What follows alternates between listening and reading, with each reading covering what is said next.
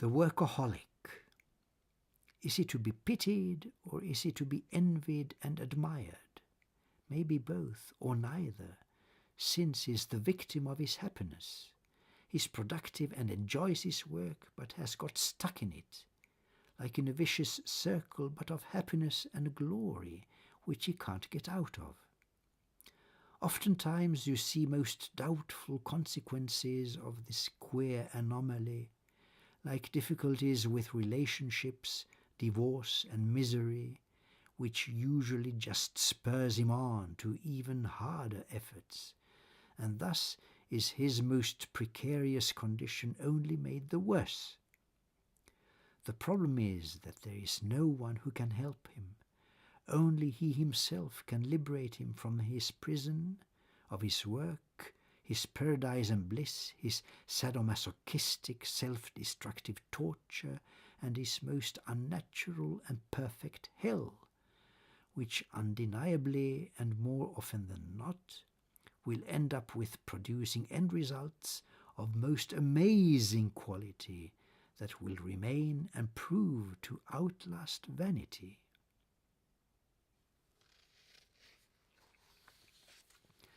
The Humanist's Complaint by my old friend and colleague Dr. Sandy in Athens. Is idealism then dead and buried just because materialism drives it over?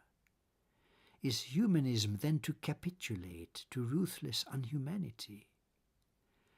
Must love then constantly give way to hatred, since hatred otherwise destroys her? Must gentleness then succumb to hardness just because hardness doesn't care? Must then beauty be replaced by ugliness just because ugliness expands? Must then life give up to death only because death exists? Yes, alas, as long as justice is controlled by injustice, since thereby suicide is justified, the ultimate protest against evil, injustice, inhumanity and godlessness, in the highest possible appeal of life, in the final resort to despair crying out, in the highest and loudest outcry of existence which outcries all eternity. Sea of love. It's all for you, my loved, all my sea of love, of endless care and generosity, of all my life and its creativeness, my whole production and all that I lived for, all the beauty I have lived for, all my music above all. Just take it, drown in it, protect it and enjoy it. Let my music's affluence inspire you and match the generosity and full length of your gorgeous hair, and be magnanimous, magnificent and magic with the manifoldness of this sea that I bequeath you, greater than the lands of all the earth and richer with its endlessness of life and love that man can never understand or fathom, except lovers of the same kind of dynamic bottomlessness, as creative freaks like you and me, both drowned in our abyss of the ultimate perfection of the beauty of pure music, manufactured and created only out of the profoundest melody of love that only can be found beyond the depths of all the oceans.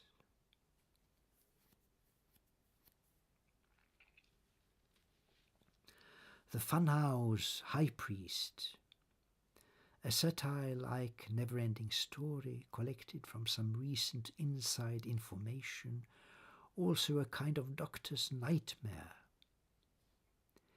He is a prophet in his own right, since he is always right, his self-righteousness breaking all records, since he squints to his right side with what I believe to be an enamel eye, for he never looks you in the eye.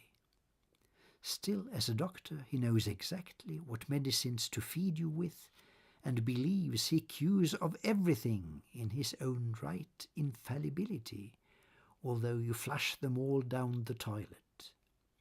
since you prefer staying alive and sane, so that you can observe the established insanity of your own infallible doctor and his nurses, who keep feeding him with medicines, mind you, that he never prescribes for his patients, since he wants to be sure that he only gets well himself and no one else, since he needs his patients to provide his hospital with income and enough guests to ensure stately subsidies, without which his funhouse wouldn't be so funny anymore, but would be shut down, since all the patients got away and all the nurses fatally intoxicated from the medicines provided by the doctor, so that they would comply well on the couch day and night, and forget about all the healthy patients, which they so miserably failed to make sicker,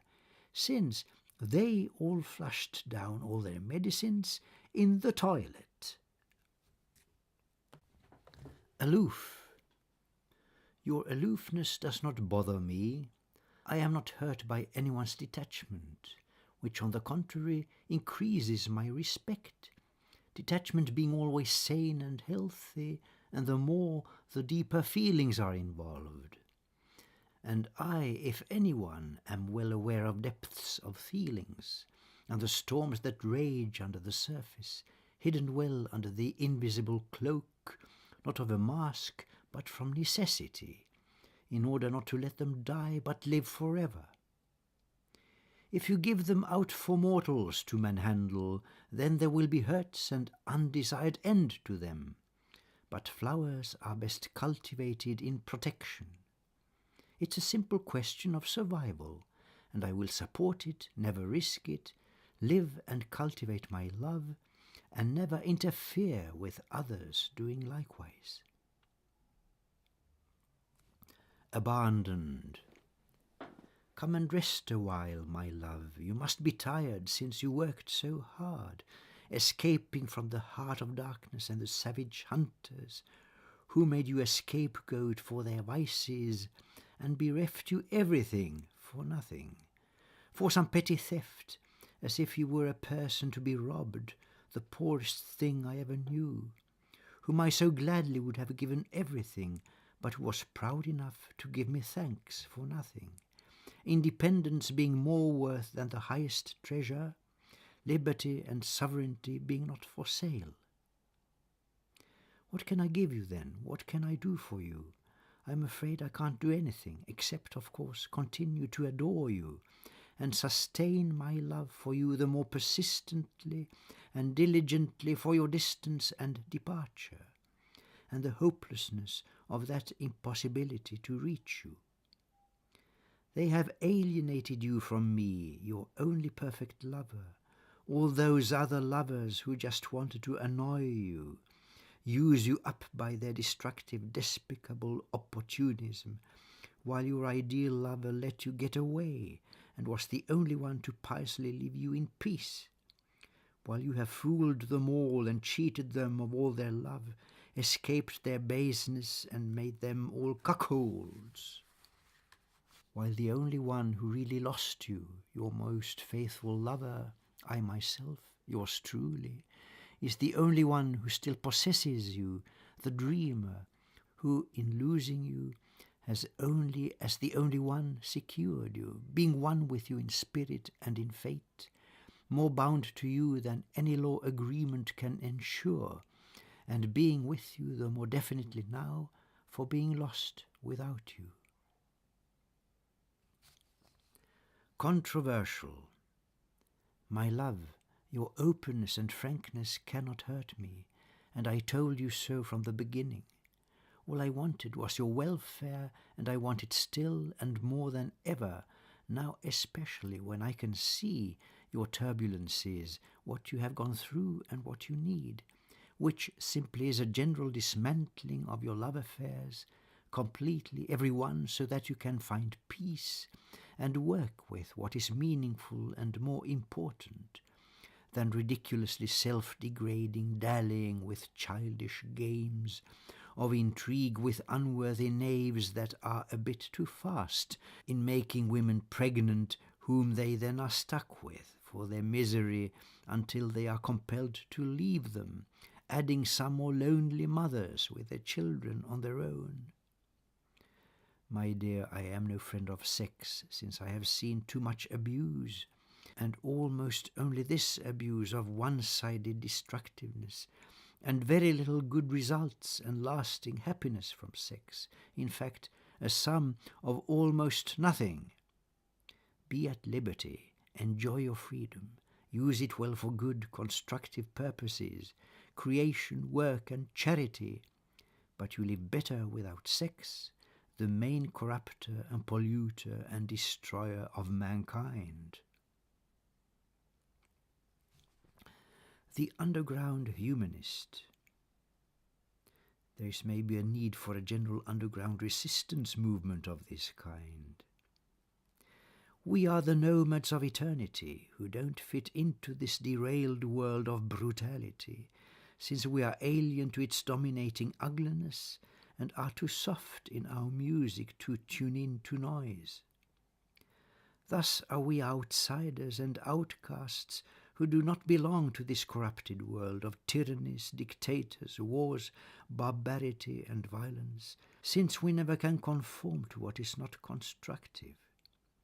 We must never be a part of all that we abhor and stubbornly protest against, but rather safeguard and protect in isolation our ideals and work for them unflinchingly in underground conditions, to once let them conquer all and vanquish ugliness and unhumanity, to let civilization glory once again in splendid beauty, and let nature conquer all man's unnaturalness, and bring him back to normal, that is peace and decency, to make love possible at all for the creation of a future.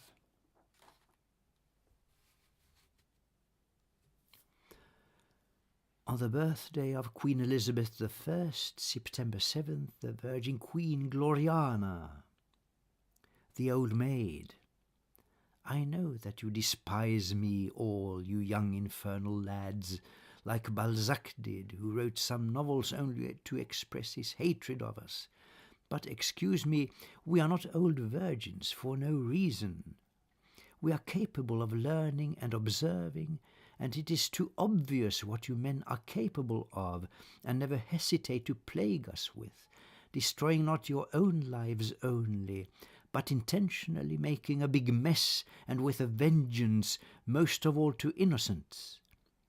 Let's not just speak of the abortions, all those cases that turned pregnant accidentally and unintentionally, just because the bugger happened to come home too early and too fast. I think we owe most cases of poor solitary mothers who cannot support their undecided children to those bastards. Let's not say a word of all those women psychologically ruined and destroyed for life by accidental and unfortunate miscarriages, due to rapes and other accidental and unfortunate maltreatments. Let's not lose ourselves in those discussions, whether such occurrences are acts of love or not, which you males always claim they are, while the results prove differently.